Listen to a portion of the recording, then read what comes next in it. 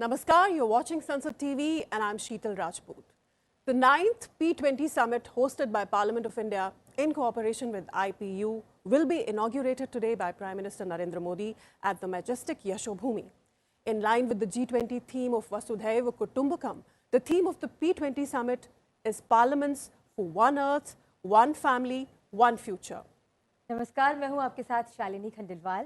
भारत के नेतृत्व में पूरी दुनिया मानव केंद्रित विकास की ओर बढ़ रही है। G20 के जनादेश को पूरा करने में इन देशों की संसदों की महत्वपूर्ण भूमिका है। इसलिए जन प्रतिनिधि के तौर पर G20 देशों और आमंत्रित देशों की संसद अध्यक्ष नीति निर्माण की प्रक्रिया में शामिल होने जा रहे हैं।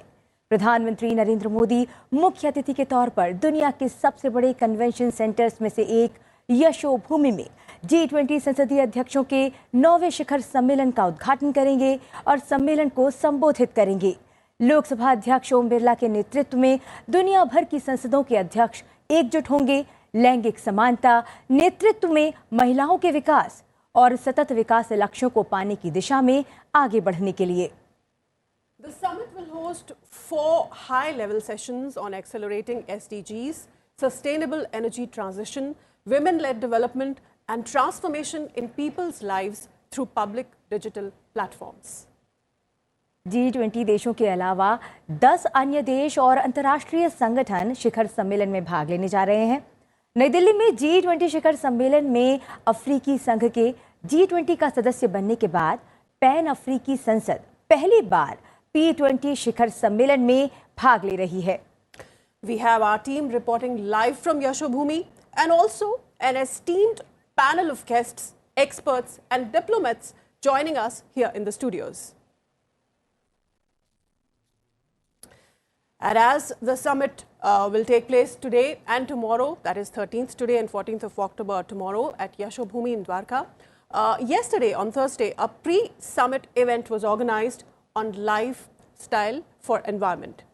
बिल्कुल शीतल, और प्रधानमंत्री नरेंद्र मोदी ने 2021 में ग्लासगो में मिशन लाइफ की घोषणा की थी और 2022 में प्रधानमंत्री ने केवड़िया गुजरात में औपचारिक तौर पर मिशन लाइफ को लॉन्च किया था। कल P20 के प्री समिट डे पर लाइफ पर एक साइड इवेंट हुआ। आइए आपको बताते हैं कि इस दौरान क्या खास रहा।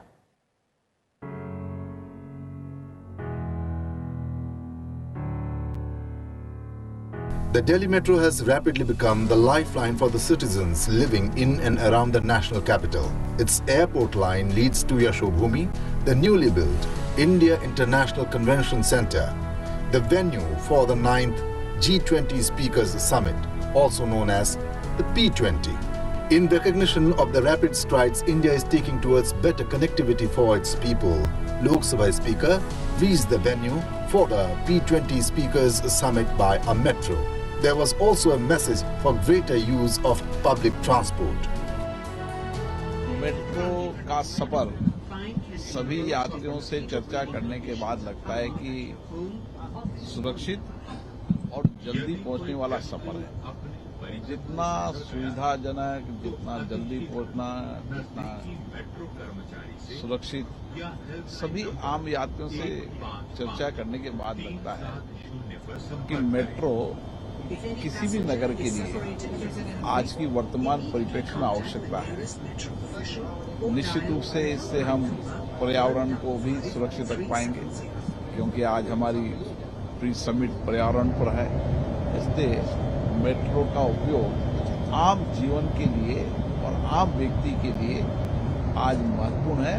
और मुझे लगता है कि जितने मेरे यात्रियों से चर्चा हुई, सब कहते हैं कि मेट्रो का सफर सुविधाजनक भी है, सुरक्षित भी है और अपने गंतव्य स्थान पर जल्दी भी पहुंचते हैं। तो क्योंकि कई यात्री तो डेली अप डाउन मेट्रो से करते हैं। Yashobhoomi is a sprawling center built across more than 73,000 square meter of area. Yashobhoomi Convention Center boasts of having one of the world's largest MICE, that is, meetings, incentives, conferences and exhibitions facilities. Parliament is often referred to as the Temple of Democracy, and the custodians of those temples from the G20 and invited countries assembled on the land which is widely accepted as the mother of democracy and also its largest modern stakeholder, India.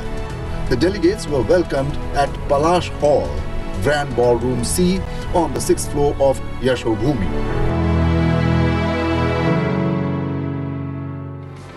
Life.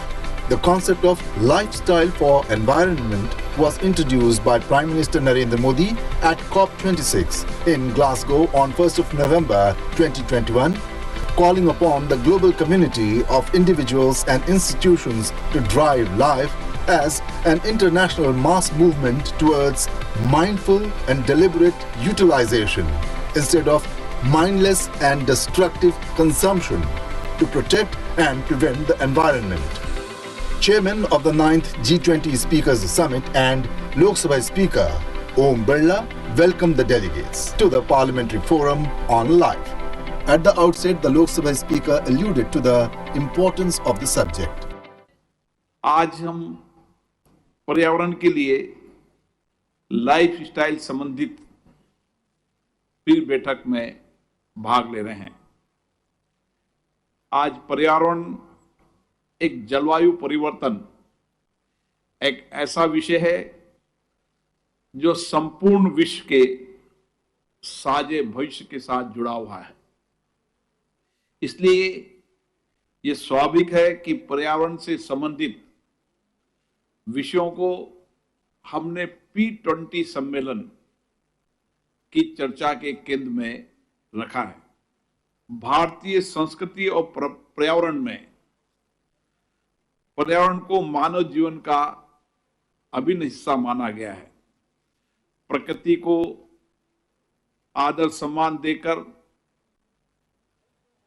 हमेशा हमने हमारे संस्कारों को इसी फलीभूत में हमने पर्यावरण और जलवायु परिवर्तन की प्रकृति को इस दृष्टि से देखा है।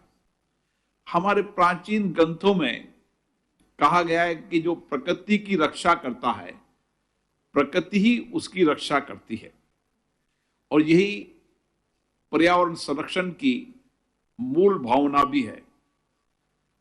बदलते परिप्रेक्ष्य में आज दुनिया का कोई भी देश जलवायु परिवर्तन के दुष्प्रभावों से अछूता नहीं है। हम विश्व के समक्ष उपस्थित चुनौतियों से अवगत हैं, इसलिए इस दिशा में ठोस प्रयास आज के समय की मांग है। The speaker then emphasized the importance of reduce, reuse and recycle. Your Excellencies, पर्यावरण संरक्षण के विषय पर भारत के माननीय प्रधानमंत्री माननीय श्री नरेंद्र मोदी जी ने पर्यावरण के लिए लाइफ स्टाइल का विचार विश्व के समक्ष रखा। मिशन लाइफ स्टाइल पर्यावरण संरक्षण का व्यापक दृष्टिकोण है जो प्रत्येक व्यक्ति को अपने जीवन में रिड्यूस, रीयूज और रिसाइकिल व्यवहार अपनाने की प्रेरणा देता है। इसलिए मैं आज एक ऐसी जीवन शैली, एक ऐसा दृष्टिकोण अपनाने की आवश्यकता है जिसमें हमारे पर्यावरण को नुकसान न पहुंचे। यह हम सबका व्यक्तिगत और सामूहिक दायित्व है। लाइफ स्टाइल मिशन ने हमें जलवायु परिवर्तन, सतत विकास, स्वास्थ्य सुरक्षा, खाद्य सुरक्षा, ऊर्जा सुरक्षा जैसी समकालीन चुनौतियों से निपटने का एक नया मार्ग दिया है। आज ये विचार एक वैश्विक आंदोलन बन गया है। इस विचार को आधार मानकर आज अलग अलग देशों में अपनी भौगोलिक एवं सामाजिक एवं आर्थिक स्थिति के अनुसार नीतियां एवं कार्य योजना भी बनाई जा रही है। पर्यावरण के लिए लाइफ स्टाइल विषय पर भारत की संसद में भी व्यापक चर्चा हुई है। आवश्यकता होने पर कानून भी बनाए हैं, लेकिन जलवायु परिवर्तन की समस्या केवल नीतियां एवं कानून बनाना ही पर्याप्त नहीं है, बल्कि हमें सबको अपनी दिनचर्या में बदलाव कर सामूहिकता से योगदान देने की आवश्यकता है। Sherpa of India's G20 presidency, Amitabh Kant, moderated the session on life. Ladies and gentlemen, it's important that we take this approach forward, because it's important that we are able to push our choices towards sustainability. We are able to grow and industrialize without carbonizing the world. We are able to provide a huge last mile to achieve sustainable development. We are able to provide a strong political impetus through ambitious actions for achieving development, environment, and climate goal. We are able to support creation of a sustainable ecosystem and mainstream sustainability of all components and all aspects of the economy. Ladies and gentlemen, this means that it is a call for all of us to become pro-planet people by adopting climate-friendly behavior. As a citizen, this is important.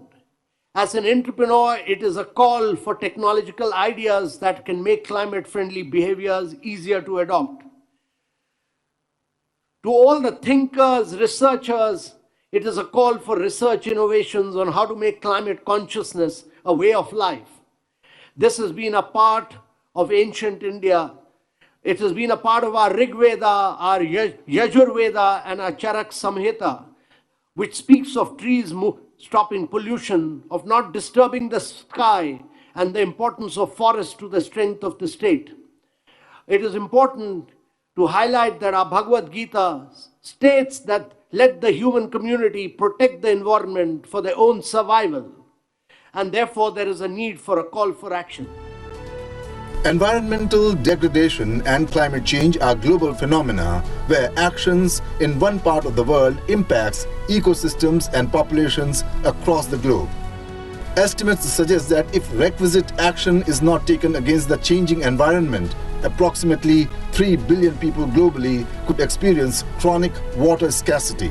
The global economy could lose up to 18% of GDP by 2050. Over the last 2 decades, several macro measures have been implemented globally to address environmental degradation and climate change, including policy reforms, economic incentives, and regulations.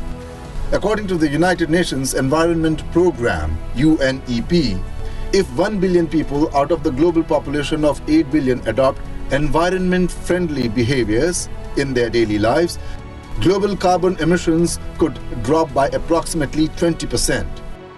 This signifies the importance of life. After the introduction of the subject, a short film on life was screened.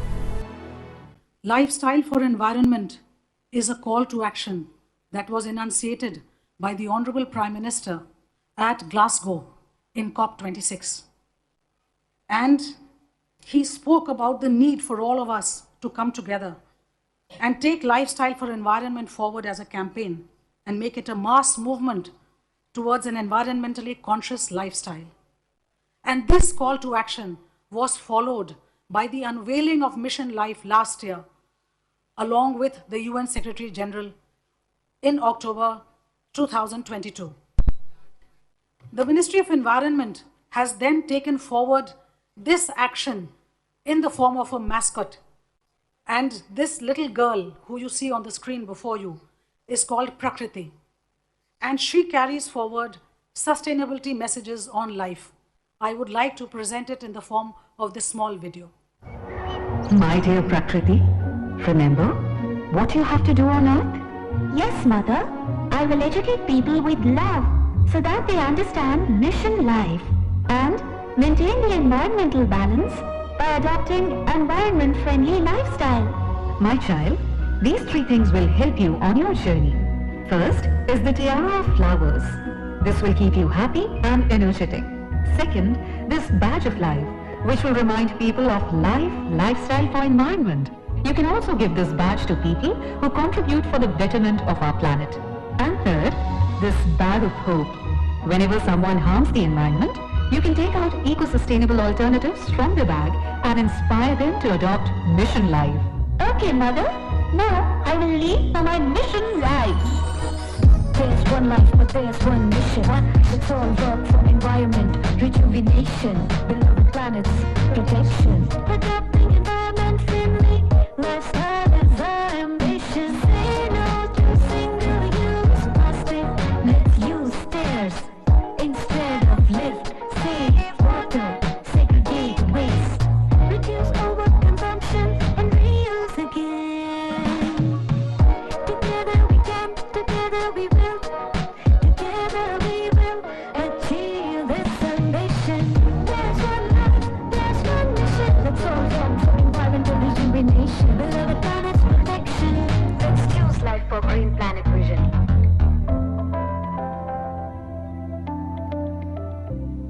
The 2022 Mitigation of Climate Action Working Group 3 contribution specifically talks about the need to reduce global GHG emissions by using and adopting socio-cultural and behavioral changes. Similarly, the International Energy Agency has done a deep dive and a study about the impacts of these behavioral changes, and they have come out with some extremely important recommendations. If such behaviors and such choices are made by individuals the world over, by 2030, we would have reduced 2 billion tons of GHG emissions. Around 60% of emission saving by life measures could indirectly be actually encouraged by governments. And the reduction of per capita CO2 emissions in advanced economies will be 3 to 4 times greater than developing economies. Few short messages related to life were also streamed. As the Indian Prime Minister often says, if we are able to live our lives according to the needs of the environment, it would lead to a far better world than what we are inhabiting today. That was about yesterday's session on life, and all eyes today are on Yashobhoomi. And Shalini, you've been reporting from Yashobhoomi for many days now. How has the experience been like? It was very good. वहाँ पर इतना सब कुछ शानदार था। यशोभूमि अपने आप में ही एक बहुत ही शानदार जगह है, दुनिया के सबसे बड़े कन्वेंशन सेंटर्स में से एक है। वहाँ पर सेंसर टीवी ने अपना एक स्टूडियो बनाया हुआ है 4th फ्लोर कनेर हॉल में, जहाँ से हम ये P20 शिखर सम्मेलन की लाइव रिपोर्टिंग भी कर रहे हैं और बहुत सारी जो उससे जुड़ी जानकारियाँ हैं, जो डेलीगेट्स वहाँ पर आए हुए हैं, G20 देशों की संसद अध्यक्ष और उसके अलावा आमंत्रित देश हैं, उनकी संसद के अध्यक्ष भी और IPU भी इस कार्यक्रम में हमारे साथ जुड़ रहा है। और इस सम्मेलन में क्या कुछ खास होने जा रहा है, इस पर संसद टीवी पूरी नज़र बनाए हुए है। और चलते हैं यशोभूमि में संसद टीवी के स्टूडियो, जहां पर प्रतिबिंब और कृति हमारे साथ मौजूद है।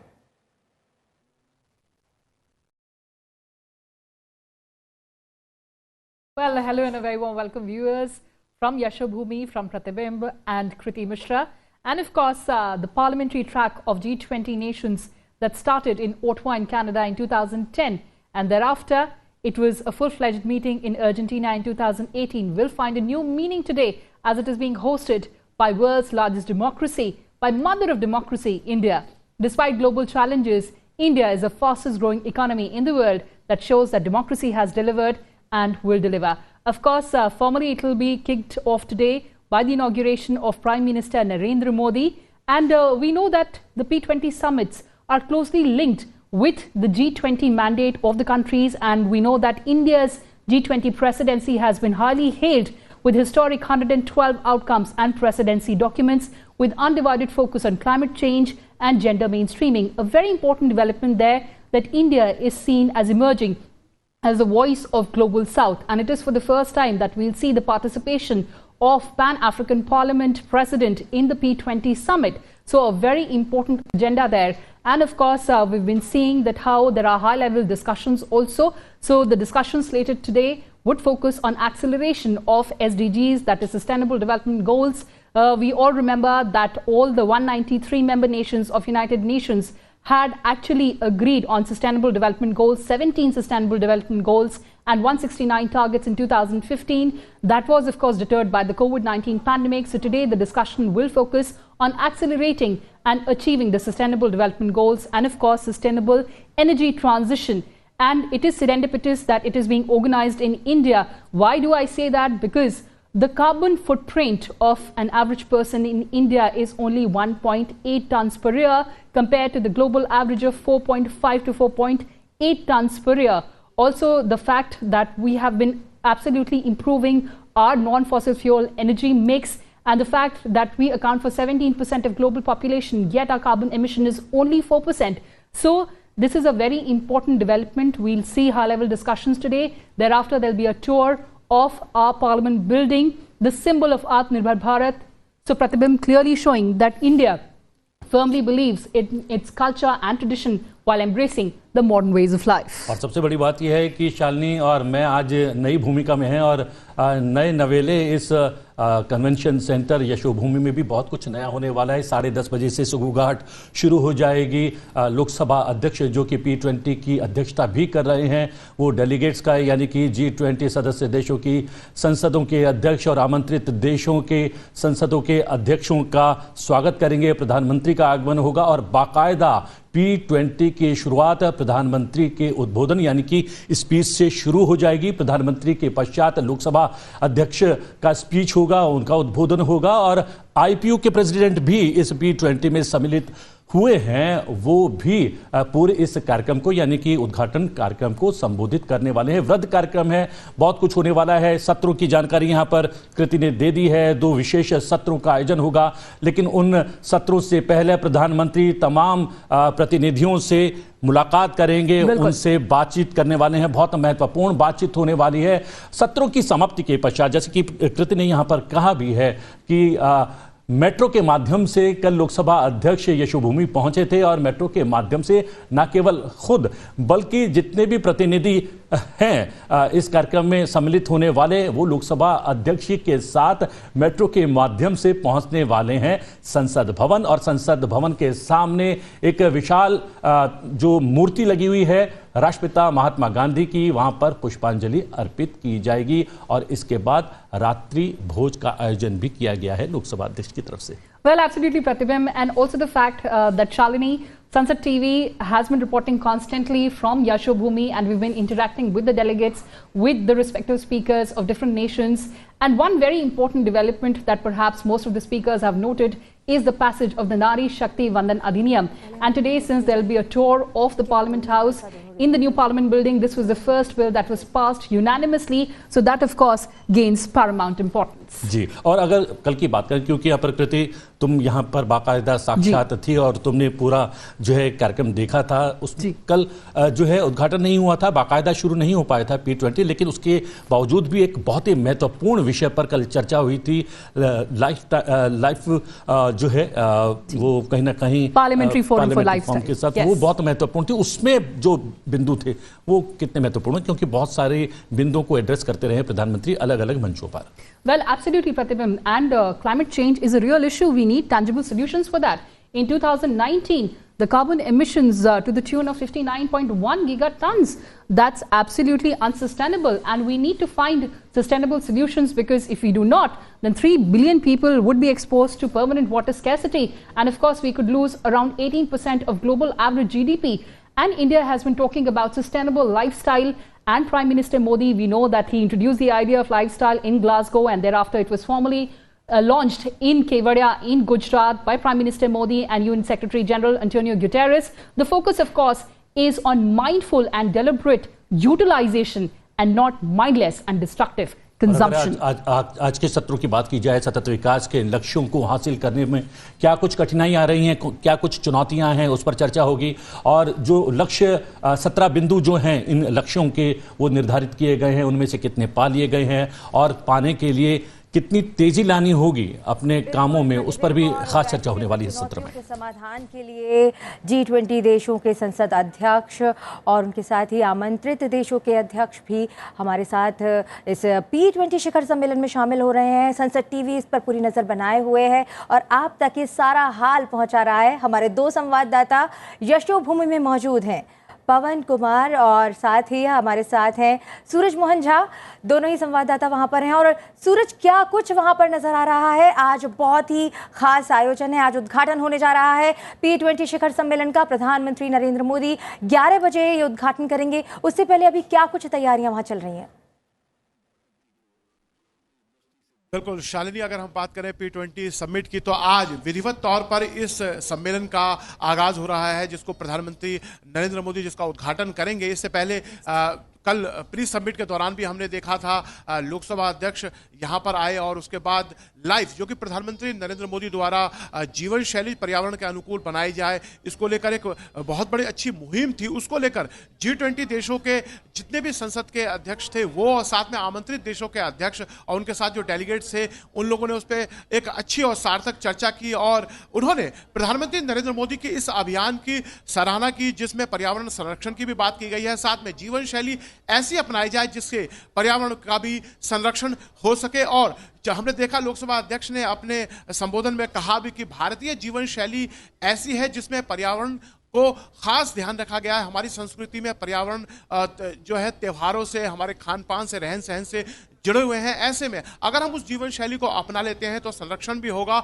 साथ में हम अपने स्वास्थ्य का भी ध्यान रख सकते हैं और तमाम लक्ष्य जो सतत विकास के लक्ष्य तय किए गए हैं उसको भी हम अचीव कर सकते हैं। हमने देखा उसके बाद P20 के जो संसदों के पीठासीन अधिकारी थे, उन्होंने इस पर चर्चा की शुरुआत की। उन्होंने भी अपने बिंदु रखे और साथ में भारत की भूमिका की सराहना की, प्रधानमंत्री की भूमिका की सराहना की। वो लोग यहाँ P20 के इस प्री समिट में जब यहाँ आए और उन लोगों को मेट्रो के द्वारा लाया गया, ये एक अच्छी शुरुआत थी, क्योंकि बात पर्यावरण की हो रही है और ऐसे में उन्हें रोड के माध्यम से लाके दिल्ली वासियों को ट्रैफिक जाम से तो बचाया ही गया, साथ में मेट्रो से लाके कहीं ना कहीं एक मैसेज भी दिया गया कि पर्यावरण संरक्षण किस तरह होता है। तो इससे भी वो P20 देशों के पीठासीन अधिकारी खुश थे और उसके अलावा यहाँ जिस तरह के इंतजाम थे उसको लेकर भी खुश थे। हमने देखा राज्यसभा के उपसभापति ने जब चर्चा की समाप्ति पे अपना फाइनल कंक्लूजन दिया तो उन्होंने भी इन सभी बिंदुओं को रखा। आज विधिवत तौर पर P20 समिट की शुरुआत होनी है और यहाँ पर तैयारियां पूरे जोरों शोरों से चल रही है। एक उत्सव का माहौल इस पूरे यशोभूमि में देखने को मिल रहा है। लोकसभा अध्यक्ष थोड़ी देर में यहां पर पहुंचने वाले हैं और वो भी आज भी मेट्रो से ही आएंगे और जितने भी डेलीगेट्स हैं, पीठासीन अधिकारी हैं, वो सभी मेट्रो से आएंगे। उन सभी का एक एक करके परिचय होगा और मुलाकात लोकसभा अध्यक्ष द्वारा किया जाएगा। उसके बाद 11 बजे चूंकि कार्यक्रम का समय तय है और प्रधानमंत्री नरेंद्र मोदी खुद मेट्रो से आकर एक उदाहरण पेश कर रहे हैं, तो वो आएंगे और विधिवत तौर पर कार्यक्रम की शुरुआत होगी, जिसमें लोकसभा अध्यक्ष ओम बिरला का संबोधन होगा। उसके बाद IPO के चेयरमैन का संबोधन होगा और प्रधानमंत्री उसमें संबोधित करेंगे इस पूरे सभागार को, क्योंकि भारतीय संसद अपने आप में एक मजबूत संस्था है और जिस तरह से 75 साल की हमारी गौरव यात्रा संसदीय इस पूरे पार्टिसिपेटिंग डेमोक्रेसी की रही है शाली, वो काफी सराहनीय है और पूरी दुनिया में जिसका उदाहरण दिया जा रहा है। 140 करोड़ की आबादी, भौगोलिक विषमता, डेमोग्राफी डिविडेंड, उसके बावजूद भारतीय लोकतंत्र एकदम सहज है, मजबूत है, किसी तरह की कोई भिन्नता हमें देखने को नहीं मिलती। चुनावों के बाद जिस तरह से सत्ता हस्तांतरण होता है ये अपने आप में अनुकरणीय है। हम देखते हैं मजबूत देशों में भी सत्ता हस्तांतरण में काफी दिक्कतें आती हैं, लेकिन यहाँ काफी सहजता से सब कुछ हो रहा है। विधायी कामकाज हम देखते हैं संसद के माध्यम से कितने अच्छे तरीके से होता है, पक्ष विपक्ष अपनी बातों को रखते हैं, यहाँ पर चर्चा है, विवाद है, सहमति असहमति है, उसके बाद कानून पास होते हैं। और जैसा कि अभी थोड़ी देर पहले चर्चा में कहा भी जा रहा था कि हमने एक ऐतिहासिक अभी विधेयक पिछले विशेष सत्र में पास किया है। भारतीय संसद ने जो महिलाओं को 33% आरक्षण विधानसभा संसद में देगा, यानी निर्णय लेने की जो ताकत है उसमें महिलाओं को हम वो अधिकार देने जा रहे हैं जो इतिहास बनने जा रहा है। सतत विकास लक्ष्यों में लैंगिक समानता की बात कही जा रही है, महिलाओं को सशक्त करने की बात की जा रही है, वो सभी भारतीय संसद द्वारा हम देख रहे हैं क्रमवार तरीके से हो रहा है। और जिस तरह से आज प्रधानमंत्री के संबोधन के बाद और वो तमाम पीठासीन अधिकारियों से मिलेंगे, उसके बाद यहाँ विधिवत तौर पर जब सम्मेलन की शुरुआत होगी तो पहली ही चर्चा सतत विकास पे है। जो 17 लक्ष्य तय किए गए हैं पूरी दुनिया में, गरीबी, भुखमरी, खाद्य सुरक्षा को प्राप्त करने के लिए, लैंगिक समानता को लाने के लिए, सभी को समावेशी विकास हो, सतत ऊर्जा का लक्ष्य प्राप्त हो, पर्यावरण का संरक्षण हो, समुद्री वन्य जीवों का संरक्षण हो, तो इन तमाम विषयों पर यहां पर आज संसद की क्या भूमिका रहेगी और अब तक सतत विकास लक्ष्य को प्राप्त करने के लिए किस तरह की कोशिशें हुई है उसकी बात होगी। साथ में भारत के संदर्भ में अगर हम शालिनी बात करें तो भारत ने सतत विकास लक्ष्य को प्राप्त करने के लिए तमाम योजनाएं हम देखते हैं बीते एक दशक में प्रधानमंत्री नरेंद्र मोदी की अगुवाई में किए हैं। आप प्रधानमंत्री जनधन योजना के तहत देखें, गरीबों का खाता खोला गया और अब सरकार की जितनी योजनाएं हैं, लाभकारी योजनाएं, वो सीधा गरीबों के बैंक अकाउंट में जाता है। महिलाओं को चूल्हे और आग धुएं से बचाने के लिए उज्ज्वला योजना की शुरुआत हुई और आज महिलाएं एलपीजी कनेक्शन का इस्तेमाल कर इसको अच्छी तरह से इस्तेमाल कर रही है। स्वच्छ भारत अभियान की शुरुआत करके ना केवल पूरे देश में स्वच्छता का अभियान चलाया गया बल्कि ग्रामीण महिलाएं जो खुले में शौच करने के लिए मजबूर थी और कहीं ना कहीं असुरक्षा का अभाव, मौसम खराब हो, इस तरह की दिक्कतें आती थी, आज आप देखेंगे ग्रामीण भारत में शौचालय घर घर खोले गए हैं और पूरा भारत ओडीएफ डिक्लेयर हुआ, यानी ओपन जो बाहर खुले में शौच करने जाते थे उसे मुक्ति मिली है। तो ये तमाम लक्ष्य हम देख रहे हैं। बीते 3 साढ़े 3 साल से 82 करोड़ लोगों को मुफ्त में अनाज भारत सरकार द्वारा दिया जा रहा है ताकि कोई भी भुखमरी का शिकार ना हो, खाद्य सुरक्षा सुनिश्चित हो, पोषण युक्त भोजन सभी को मिले। और इसी तरह हम देख रहे हैं समावेशी विकास के लिए तमाम योजनाएं बनाई जा रही हैं ताकि हाशिए पे बैठा हुआ व्यक्ति, वंचित वर्ग का व्यक्ति, वो आज सत्ता के केंद्र में हो, चर्चा और निर्णय लेने की ताकत उसके पास हो। इसका उदाहरण हम देख रहे हैं कि 75 साल में पहली बार हुआ कि देश की राष्ट्रपति महिला है और वो आदिवासी वर्ग से आती है, इससे पहले नहीं हुआ। प्रधानमंत्री आप देखें खुद समाज के पिछड़े वर्ग से आते हैं और बचपन में चाय बेचकर उन्होंने जीवन यापन किया है। तो ये अपने आप में बताता है कि भारतीय संसदीय लोकतंत्र कितना मजबूत है और वंचितों, हाशिए पर बैठे हुए लोग, गरीब लोगों को किस तरह के मौके इस संसदीय लोकतंत्र में मिल रहे हैं कि सरकार की बागडोर आज ऐसे ही लोगों के पास है और वो लोग क्योंकि अनुभव के साथ आए हैं तो उस अनुभव के आधार पर आज वो नीतियां बना रहे हैं ताकि देश में सभी का भला हो, समाज के सभी वर्ग, चाहे वो उच्च वर्ग के हो, निम्न वर्ग के हो, गरीब हो, अमीर हो, महिला हो, पुरुष हो, चाहे किसी वर्ण के हो, संप्रदाय के, धर्म के हो, सभी का भला हो। तो ये एक समावेशी विकास का लक्ष्य है। आज के हम सम्मेलन में देखेंगे इन सभी बिंदुओं पर चर्चा होगी, किस तरह का उपलब्धि हमने हासिल की उसकी चर्चा होगी और आगे चुनौतियां क्या है उसकी भी चर्चा होगी। Shalini. Alright Suraj, Pawan Sharma also joins us from Yashobhoomi. Pawan, प्रधानमंत्री 11 बजे पहुंचने वाले हैं, मेट्रो से आने वाले हैं, बाकी जो मेहमान हैं वो भी मेट्रो से आएंगे। ये दृश्य तो काफ़ी दिलचस्प होगा ही, लेकिन इसके बाद के कार्यक्रम की अगर बात करें, हमारे दर्शकों को आप बताइए कि जो 4 सेशंस में इस पूरे प्रोग्राम को बांटा गया है अगले 2 दिन के दौरान, उनकी क्या शेड्यूलिंग है, आगे क्या होगा? प्रधानमंत्री का संबोधन है, उसके बाद क्या है? शीतल, जहाँ तक मैं बात करूँ, क्योंकि कार्यक्रम आपको बता दिया गया है, ये जो सम्मेलन हो रहा है P20 स्पीकर समिट, उसका जो थीम है वो parliaments for one earth, one family and one future है। तो जितने भी इसमें 4 मुख्य जो हैं वो सेशंस होने वाले हैं, 2 आज होंगे और वो 2 कल होंगे। तो जो आज होने वाले हैं वो एक तो एक्सेलरेटिंग एसडीजीज पे है, जिसको जो है सस्टेनेबल डेवलपमेंट गोल्स, जिसको हम सतत विकास लक्ष्य कहते हैं। 17 ऐसे लक्ष्य तय किए थे यूनाइटेड नेशन ने, संयुक्त राष्ट्र ने 2015 में, जिनके ऊपर उसके बाद इंटर पार्लियामेंट्री यूनियन IPU में चर्चा हुई और उसके बाद जो भी P20 होता है उसमें उसकी डेवलपमेंट देखें, क्योंकि 2023 हो गया है तो 2030 तक जो 17 जो सस्टेनेबल डेवलपमेंट गोल जो अचीव किए जाने थे वो उसके ऊपर फोकस किया जाना है, उसकी समीक्षा भी है और जो अचीवमेंट्स अब तक रही है उसके बारे में चर्चा है। अगर उसकी बात करूं मैं डिटेल में, जो 17 लक्ष्य हैं उसमें जो है हमारे पास वही नो पॉवर्टी हो पूरे वर्ल्ड में, जीरो हंगर हो, good health and well being for all. ये जो यूनिवर्सल हेल्थ की बात है शीतल, वो बहुत महत्वपूर्ण बात है, क्योंकि ड्यूरिंग कोरोना पीरियड हमने देखा कि भारत ने जो 105 देशों तक दवाइयां पहुंचाई, उसके बाद जो है दवाइयां भी पहुंचाई और वैक्सीन में भी मदद की।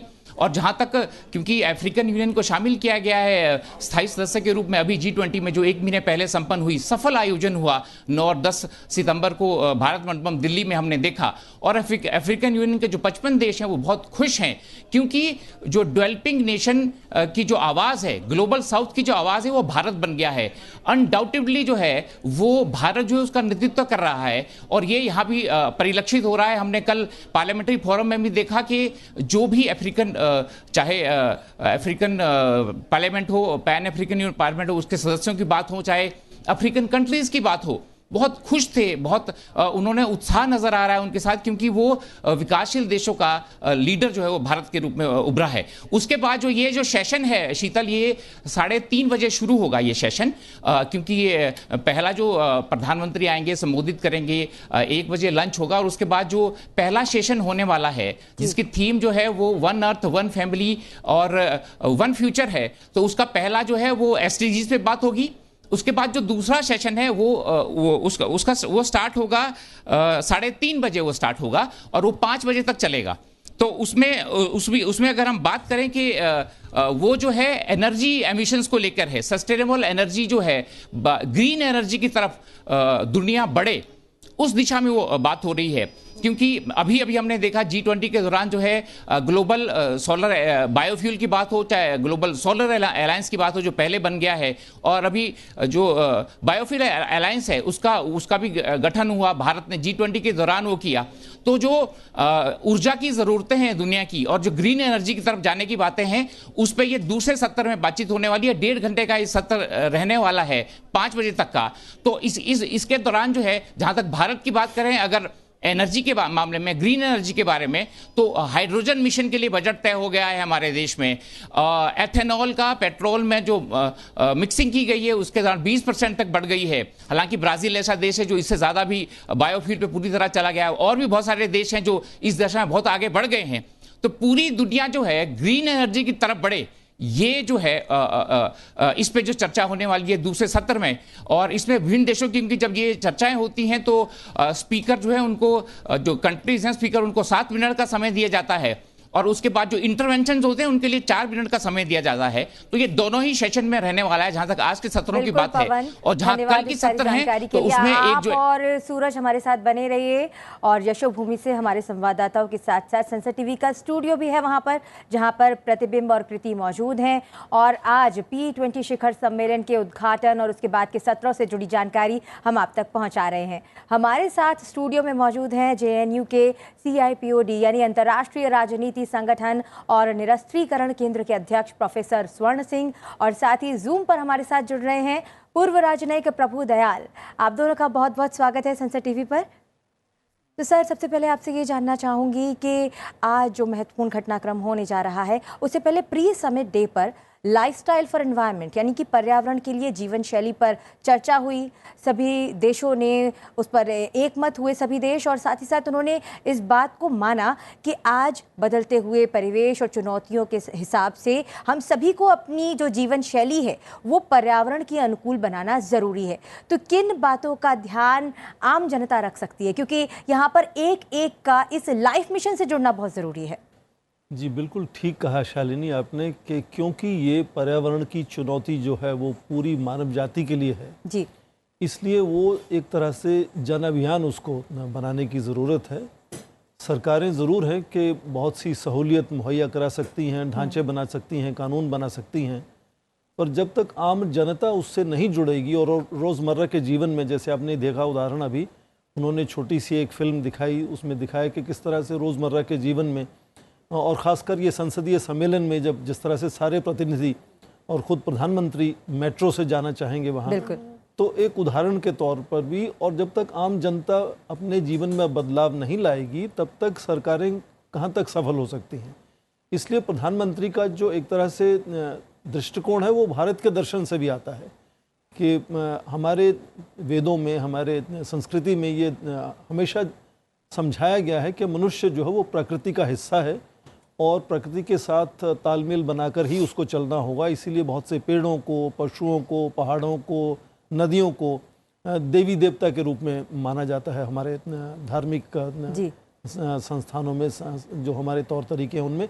तो इसीलिए जो लाइफस्टाइल की बात की है प्रधानमंत्री ने और जिसको आगे बढ़ाने की कोशिश आज भारत कर रहा है, वो यही कि जब तक रोज़मर्रा का जीवन हमारा है उसमें बदलाव नहीं आएगा, तब तक ये बड़ी चुनौती जो मानव जाति के लिए पर्यावरण सामने खड़ी कर रहा है, उसे उलझना और उसको सुलझाना आसान नहीं होगा। Ambassador Prabhu Dayal also joins us. Ambassador Dayal, G20 India was tremendously successful. We had the Delhi Declaration with total consensus, one to all. We saw Global South finding voice with African Union being inducted formally into the G20, now becoming G21. Now the onus is on the parliaments, and that is why P20 becomes very relevant and crucial. Yes, I entirely agree with you. And in line with the theme of India's G20 presidency, the theme of the P20 summit being organized in New Delhi is Parliaments for One Earth, One Family, One Future. And it is very significant that the thematic sessions during this summit will focus on some very important subjects. And these are, one, transformation in people's lives through public digital platforms. Two, women-led development. Three, accelerating sustainable development goals. And four, sustainable energy transition. These are very significant in the age in which we live. But there is one more point which I would like to point out. It is extremely significant that this P20 summit is being held in New Delhi. Because, as our Prime Minister said in his address to the UN General Assembly in September 2021, India is the mother of democracy. There is a Western narrative which claims that democracy originated in Greece. However, the Prime Minister very correctly pointed out that the Mahabharata, the Vedas, and other historical references all point to the fact that non-hereditary rulers first existed in India. So India is the mother of democracy, and it is very significant that at this crucial juncture in mankind's history, the summit is being held in India. There is one other point, as I said, a crucial juncture in mankind's history. You know, it is said that for decades nothing happens. And then in a week, everything suddenly seems to happen. As it is, the world was going through a very troubled period because of the Russia-Ukraine war, which has had global ramifications of a very adverse nature. And now, last Saturday, Hamas launched this terrorist attack on Israel, and the troubles which are confronting the world have suddenly multiplied. So it is very significant that the parliamentary heads are here and will be conferring together on important matters, and it is significant because they must draw the attention of their governments to the urgency to try and end these conflicts, the Russia-Ukraine war and the Hamas-Israel war. Because if these conflicts continue to rage, then it will be very difficult to attain goals like accelerating sustainable development goals, or for instance, transitioning to sustainable energy. So it's important that peace be established. And this summit being held in New Delhi at this crucial juncture is extremely important for me. Professor Singh, your take on this crucial juncture and the situation geostrategically, the situation in, because there were a few voices that we heard talking about the situation in Israel yesterday. I think first of all, it is important to underline that G20 brings together the most powerful, largest 20 economies under one platform. And within G20, there are about a dozen officially engaged groups. Women 20, Think Tank 20, Civil 20, Business 20, Labor 20, and so on. Now, what makes Parliament 20 unusually significant here is that G20 is not an international organization or institution, it's a grouping. So they come to build consensus on things that they think are important. and then each of the member nations goes back and implements those decisions at national level. Now, parliaments are at the apex of decision making of all these nations. And if G20 consensus has to be implemented at national level, then parliaments are important institutions to build that consensus at national level, turn these into legislation, and make sure those consensus are implemented on the ground in each of these member nations. Another very significant thing, as Ambassador Prabhu Dayal also mentioned, the whole tradition of democracy and legislatures in India goes back to 7,000 years, as the exhibition in G20 summit had shown. The current parliament itself is now in 163rd year.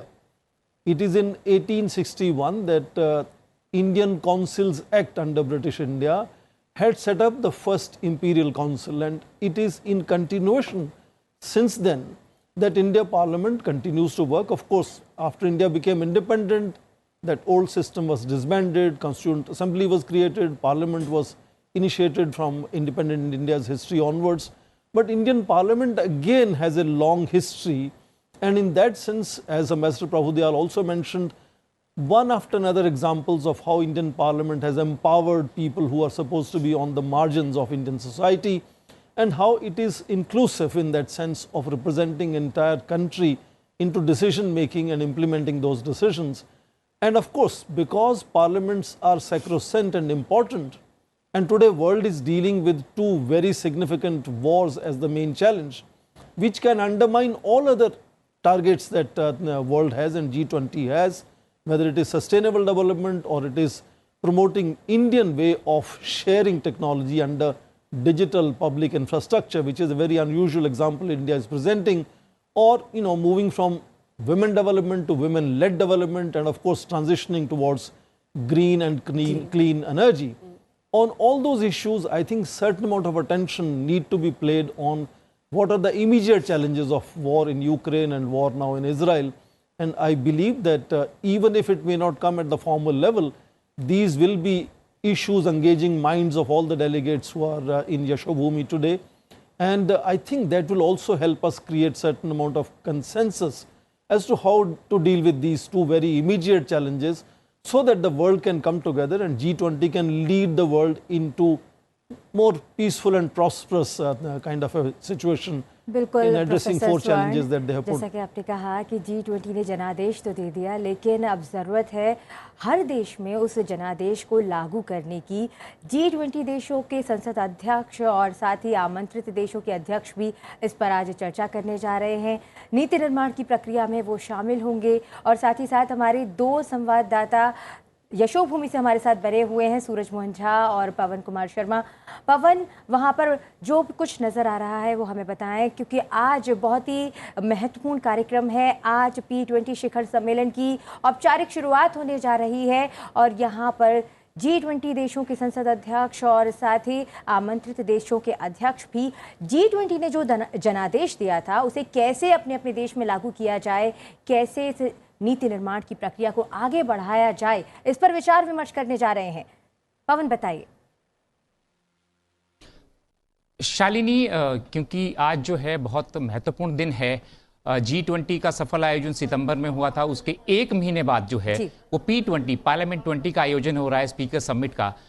कल उसका parliamentary forum की में भी हमें जो है उत्साह नज़र आया जो पार्टिसिपेंट्स हैं, क्योंकि शालिनी इसमें 25 देशों के स्पीकर्स आए हैं या हेड ऑफ द पार्लियामेंट्स आए हुए हैं, साथ में 12 डिप्टी स्पीकर्स आए हैं रिस्पेक्टिव कंट्रीज से, जो G20 कंट्रीज हैं चाहे इन्वाइटेड कंट्रीज हैं। 9 इन्वाइटेड कंट्री हैं, और ऑफ कोर्स जो है इंडियन पार्लियामेंट्री यूनियन के तो जो अध्यक्ष हैं दुआर्ते पशेको, वो पहुंचे हुए हैं। तो ये महत्वपूर्ण, क्योंकि जितनी देश की दुनिया की पार्लियामेंट्स हैं वो सबके रिप्रेजेंटेटिव यहाँ पे हैं, तो गहमा गहमी है। हमने अभी देखा कि सारे के सारे डेलीगेट्स, क्योंकि 10 बजे जो है वो जो आएंगे, सभी स्पीकर्स आएंगे, वो शुरुआत होगी, ग्राउंड फ्लोर पे उनका स्वागत होगा, तो उसकी गहमा गहमी है। उनके साथ जो इंटरनेशनल मीडिया आया है या उनके साथ जो डेलीगेट्स जो आए हैं वो अपनी जगह ले चुके हैं ऊपर, क्योंकि 6th फ्लोर का जो पलाश हॉल है वहां पे ये जो है आयोजन होना है, वहां पे उद्घाटन सत्र भी होना है, तो वहां पे सभी लोग हैं जो धीरे धीरे पहुंच रहे हैं। ये तो अभी का हाल है शालिनी। जहां तक बात करूं, क्योंकि इसकी जो थीम है वो parliament for one earth one family और वन फ्यूचर के लिए है, तो सेशन जो हैं वो अलग अलग बटे हुए हैं इसमें और सारे दिन वो होना है। और बड़ी बात यह है कि जैसे G20 का जो हमारा थीम था वसुधैव कुटुंबकम, वही यहाँ भी है। बड़ी बात यह है कि ये क्यों महत्वपूर्ण है, क्योंकि जो भारतीय सोच है, वो दृष्टिकोण है, वो बड़ा महत्वपूर्ण है। एक उपनिषद का श्लोक है शालिनी, अयम निज परोवेति गणना लघुचेत साम उदार चरिता नाम तू वसुधैव कुटुंबकम। वहां से ये जो है वो भारतीय संस्कृति और परंपरा की सोच है, वहां से लिया गया है। इसका मतलब है कि ये मेरा है, ये तेरा है, ये छोटे लोगों की सोच है, जो उदार चरित्र वाले हैं, जो सबके लिए सोचते हैं, उनके लिए पूरी धरती जो है वो परिवार है। तो भारत की सोच ऐसी है कि जो पूरी दुनिया है उसको परिवार के रूप में देखता है, अब से नहीं, सदियों से। इसीलिए एक महत्वपूर्ण बात और भी शालिनी कि यहाँ पे जो पलाश हॉल है जहाँ समिट हो रही है, उसके बाहर जो है मदर ऑफ डेमोक्रेसी, क्योंकि भारत जो है जननी है लोकतंत्र की, उसकी एग्जीबिशन लगाई गई है। और ये पीछे उसकी हमारे जो इतिहास है उसमें उसके साक्ष्य मिलते हैं, प्रूफ है उसके कि 10वीं शताब्दी में जो चोल वंश था उस वक्त जो है ग्राम सभा का यहाँ पे कंसेप्ट था, गांव थे, सभापति था, गणपति थे। तो ये सारी चीजें उस वक्त 10वीं सदी की बातें हैं। और हम मानते हैं कि सबसे पुराना लोकतंत्र अमेरिका है, क्योंकि अमेरिका तो 1776 में आजाद हुआ। उसके बाद जो है लोकतंत्र आगे बड़ा पुराना लोकतंत्र है, परंतु सबसे बड़ा लोकतंत्र, सबसे डाइवर्स लोकतंत्र जो है दुनिया में, वो भारत का है, हम सभी जानते हैं। और इसकी शुरुआत चोल वंश से होती है 10वीं शताब्दी में। उसके बाद हम आगे बढ़ते हैं तो एक लिच्छवी गणराज्य हुआ है, जो कि जहां की गणराज्य अपने नाम से स्पष्ट है कि वहां पे लोकतंत्र कितना था, लोगों को रिप्रेजेंटेशन, चर्चा करके उस आम सहमति से सारे डिसीजन होते थे। हमारी जो जीवन शैली है जिस पे कल चर्चा हुई, वो सारी की सारी जो है वो एनवायरमेंट के पर्यावरण अनुकूल है, सारी की सारी चीजें। यहाँ तो मिट्टी के बर्तनों में खाना बनता है भारत में, हमारे नदियों को पूजा जाता है, पेड़ों को पूजा जाता है। तो ये अब की संस्कृति नहीं है, हजारों साल पुरानी संस्कृति है और मदर ऑफ डेमोक्रेसी इसलिए भारत है। और इस जो ये स्पीकर समिट है उसके थ्रू भी ये बात जानी चाहिए कि भारत जो है लोकतंत्र की जननी है। हालांकि जो अगर आप विधायी रूप से कहें तो सबसे पुराना लोकतंत्र अमेरिका है और बाकी देश है, विकसित देश है वहां, लेकिन जननी जो है मूल रूप से, क्योंकि हमारे ऊपर आक्रमण हुआ देश के ऊपर, तो उससे पहले भी यहाँ पे जो है चाहे सिंधु घाटी सभ्यता हो, चाहे हड़प्पा संस्कृति हो, वहां पे सिविलाइजेशन के उसके प्रूफ मिलते हैं शालिनी हमारे यहाँ। तो अच्छी सिविलाइजेशन सभ्यता थी और हमारे देश में लोकतंत्र और गणतंत्र पुराना है। तो ये भी एग्जीबिशन में यहाँ दिखाया गया है और यही मैसेज जाना है। जहां तक 2 सत्र है, हमारे मेहमान भी चर्चा कर रहे हैं, महत्वपूर्ण पहला जो है जो 17 जो सस्टेनेबल डेवलपमेंट गोल्स है उनके ऊपर चर्चा होगी, जो आज पूरा सत्र 3 बजे से शुरू होगा, 3:30 बजे तक वो वहां होने वाला है। और उसके बाद जो है 3:30 बजे से 5 बजे तक जो सत्र होने वाला है, जिसमें कि क्लीन एनर्जी की बातें हैं सब कुछ। इसमें अगर मैं बात करूं कि जब ये सेशन होता है शालिनी, तो उसमें जो मेन स्पीकर रखे जाते हैं उनके लिए 7 मिनट का समय दिया जाता है और उसके बाद जो इंटरवेंशंस होते हैं उनके लिए 4 मिनट का समय दिया जाता है। तो अगर मैं पहले सेशन की बात करूं जो 3 से 3:30 में होने वाला है, जो पहला है, तो उसमें जो इंडोनेशिया की जो स्पीकर हैं हाउस ऑफ रिप्रेजेंटेटिव की मिस पुआन महारानी, वो जो है वो स्पीकर हैं, 7 मिनट बोलेंगी। उसके बाद एना लीलिया रेवेरा है मैक्सिको की, वो भी 7 मिनट बोलेंगी। फिर मॉरिशस, ओमान और यूरोपियन यूनियन और फिर चाइना के डिप्टी स्पीकर आए हैं, वो भी बोलेंगे इस सेशन में। और उसके बाद जो 3:30 बजे सेशन होने वाला है क्लीन और ग्रीन एनर्जी पे, उसकी अगर मैं बात करूं तो शुरुआत उसमें जो है ब्राजील बोलेंगे, रशिया बोलेगा, तुर्की ये भी बोलेंगे और अंत में जो राज्यसभा के उपसभापति हैं हरिवंशी, वो भी अपनी बात रखेंगे तो ये दूसरे सत्र में रहने वाला है। जहां तक क्लीन एनर्जी की बात है तो भारत जो है उस दिशा में बिल्कुल इनिशिएटिव ले चुका है शालिनी।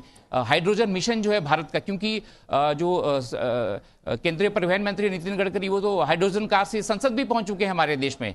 जहां तक बायोफ्यूल की बात हो तो ग्लोबल बायोफ्यूल अलायंस अभी G20 में भारत के नेतृत्व में बना है। उससे पहले सोलर अलायंस हो तो भारत उसका लीड भारत कर चुका है।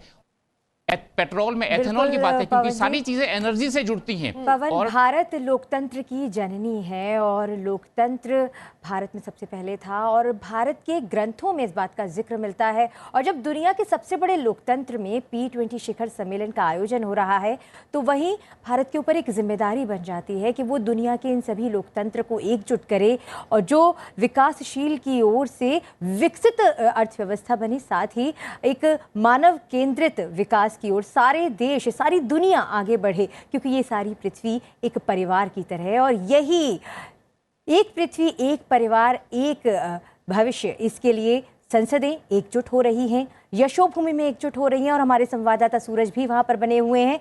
सूरज से भी जानेंगे।